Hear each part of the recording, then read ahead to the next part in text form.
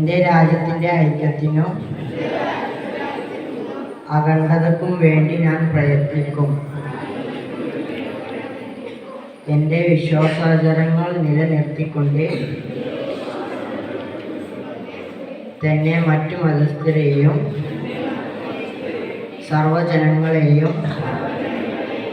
ഞാൻ ഏകോദര സഹോദരരെ പോലെ സ്നേഹിക്കും,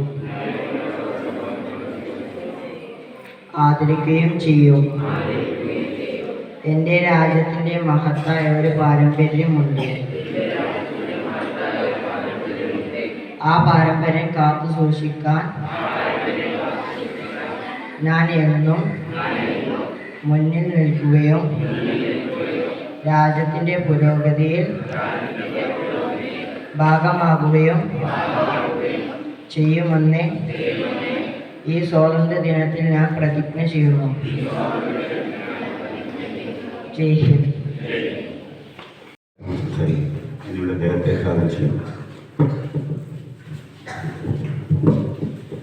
السلام عليكم ورحمة الله تعالى وبركاته. بسم الله الحمد لله والصلاة والسلام على سيدنا محمد وعلى آله وصحبه وسلم. ബഹുമാനം നിറഞ്ഞ സഭയിലും മാനേജ്മെന്റ് ഭാരവാഹികളും രക്ഷിതാക്കളും, സ്നേഹം നിറഞ്ഞ വിദ്യാർത്ഥികളെ ഉസ്താദുമാരും, അല്ലാഹു സുബ്ഹാനഹു വ തആല നമ്മുടെ സംഗമം കബൂൽ ചെയ്യുമാറാവട്ടെ. പ്രിയമുള്ളവരെ, ഏറ്റവും സന്തോഷം നിറഞ്ഞൊരു മുഹൂർത്തത്തിനാണ് നമുക്ക് ഒരുമിച്ച് കൂടിയിരിക്കുന്നത്. അല്ലാഹു സുബ്ഹാനഹു വ തആല ഇനിയും ധാരാളം ഇതിനുപരി സന്തോഷത്തോടെ ഈ ദിനം വരുമ്പോൾ ഇത് ആഘോഷിക്കാനുള്ള തൗഫീഖ് നമുക്കും നമ്മുടെ രാജ്യത്തിനും പ്രദാനം ചെയ്യട്ടെ. പ്രിയമുള്ളവരെ, വർഷങ്ങളായി ഞാൻ ആഗസ്റ്റ് 15 വലിയൊരു സന്തോഷങ്ങൾ ആഘോഷിച്ചുകൊണ്ടിരിക്കുകയാണ്. ആഗസ്റ്റ് 15 കേൾക്കുമ്പോൾ പിഞ്ചു വിദ്യാർത്ഥികൾക്കും യുവ സുഹൃത്തുക്കൾക്കും ഒരു ആഘോഷങ്ങൾ നമുക്ക് പലവിധമുണ്ട്. ഒരു ആഘോഷമായിട്ടാണ് നമ്മൾ ഇതിനെ കാണുന്നത്.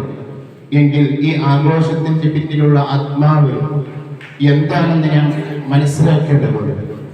3 നൂറ്റാണ്ട് കാലം ഈ മഹത്തായ ഭാരതത്തെ, ഈ ഇന്ത്യ രാജ്യത്തെ ബ്രിട്ടീഷുകാർ കോളനിയാക്കിക്കൊണ്ട്, അടിമകളാക്കിക്കൊണ്ട്, അവിടെ ആട്ടും തുപ്പലും എല്ലാം സഹിച്ചുകൊണ്ട് ഇവിടെ 3 നൂറ്റാണ്ട് കാലം ഒരു ജനത ജീവിച്ചു പോയിരുന്നു. ആ ജനതയുടെ രക്ഷയ്ക്ക് വേണ്ടി, അവരുടെ സ്വാതന്ത്ര്യത്തിന് വേണ്ടി, സമാധാനത്തിന് വേണ്ടി അന്നുണ്ടായിരുന്ന ജനങ്ങളിൽ പലരും കണ്ണു തുറന്ന് പ്രവർത്തിക്കുകയും ബഹുമാനപ്പെട്ട നമ്മുടെ രാഷ്ട്രപിതാവ് ഗാന്ധിജിയുടെ നേതൃത്വത്തിൽ അവരുടെ രക്തവും ജീവനും മുതലും സമ്പത്തും ഒന്നും വകവെക്കാതെ എല്ലാ ശക്തിയും നിറഞ്ഞ ബ്രിട്ടീഷുകാരോട് പടപൊരുതിക്കൊണ്ട് ഒരുപാട് ജീവനുകൾ ഇതിന്റെ മേൽ ബലിയാടാകുകയും ഒരുപാട് കഷ്ടതകൾ സഹിച്ചുകൊണ്ട് ഈ രാജ്യത്തിന്റെ സ്വാതന്ത്ര്യ ദിനം അവർ നേടിയെടുത്തു. 1947 നമുക്കൊരു സന്തോഷ വാർത്ത ഈ രാജ്യത്തിൽ നിന്ന് കേൾക്കാനായി. ഒരുപാട് കഷ്ടതകൾ അതിന്റെ പിന്നിൽ അവർ സഹിച്ചിട്ടുണ്ട്.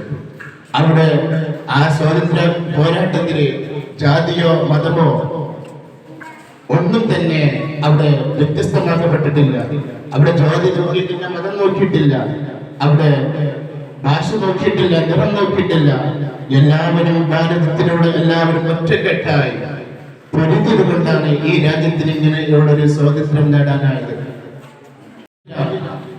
ഇന്നിന്റെ കാലത്ത് അത് ആ സ്വാതന്ത്ര്യ പോരാളികളെ പേരുള്ള കൂട്ടത്തിൽ ചില പേരുകൾ വെട്ടപ്പെടുന്നു.